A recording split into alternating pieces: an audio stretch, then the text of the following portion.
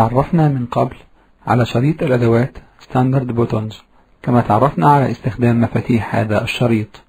ويمكننا نظام التشغيل من تخصيص شريط الأدوات، حيث يمكننا حذف أو إضافة أوامر لهذا الشريط.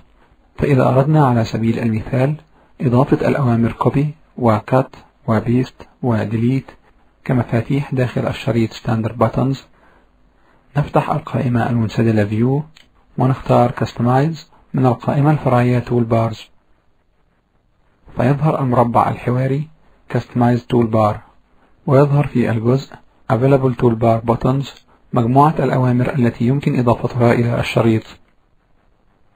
وفي الجزء Current Toolbar Buttons تظهر مجموعة الأوامر الموجودة داخل الشريط حاليا.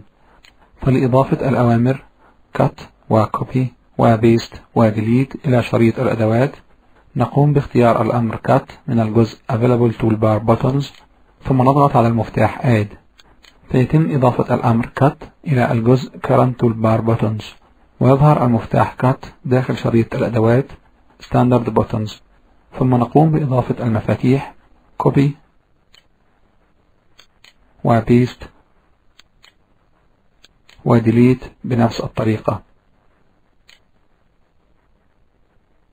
كما يمكن إضافة فاصل Separator للفصل بين الأوامر داخل الشريط. ولإضافة فاصل أوامر داخل الشريط نختار Separator من هذا الجزء، ثم نضغط على المفتاح Add. كما يمكننا ترتيب المفاتيح أو الفواصل داخل الشريط كما نريد. فإذا أردنا تحريك هذا الفاصل إلى الموضع قبل المفتاح Cut مباشرة، نقوم باختيار Separator من الجزء Current Toolbar Buttons، ثم نضغط على المفتاح Move Up، فيتم تحريك الفاصل خطوة واحدة إلى أعلى. فنقوم بتكرار الضغط على المفتاح Move Up حتى يظهر الفاصل في الموضع الذي نريده. كما يمكننا حذف الأمر الذي نريده من الشريط Standard Buttons، ولعمل ذلك نقوم باختيار الأمر الذي نريد حذفه من الجزء Current Toolbar Buttons، ثم نضغط على المفتاح Remove، فيتم حذف المفتاح من الشريط Standard Buttons. ومن القائمة Text Options نرى أن الاختيار الافتراضي هو Selective Text on Right، ويعمل هذا الاختيار على إظهار اسم بعض الأوامر يمين الرمز الخاص بها داخل الشريط Standard Buttons كما نرى. ويمكننا إظهار أسماء جميع الأوامر أسفل المفاتيح الخاصة بها، وذلك باختيار Show Text Labels من هذه القائمة. كما يمكننا عدم إظهار أسماء الأوامر باختيار No Text Labels. ومن القائمة Icon Options يمكننا تصغير حجم المفاتيح داخل الشريط Standard Buttons، وذلك باختيار Small Icons من هذه القائمة. ونلاحظ أن هذا الاختيار لا يتم تنفيذه مباشرة بمجرد اختياره.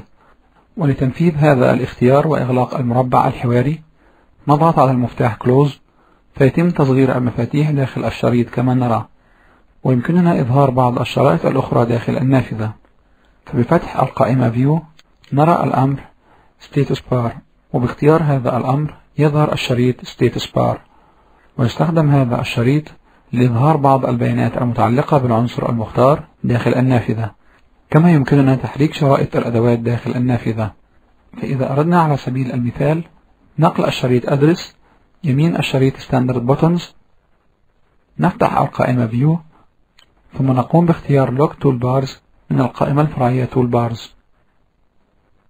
فيظهر خط رأسي متقطع أقصى يسار شرائط الأدوات. فنقوم بالضغط مع السحب لشريط الأدوات Address إلى الشريط Standard Buttons، فيتم نقل الشريط كما نرى.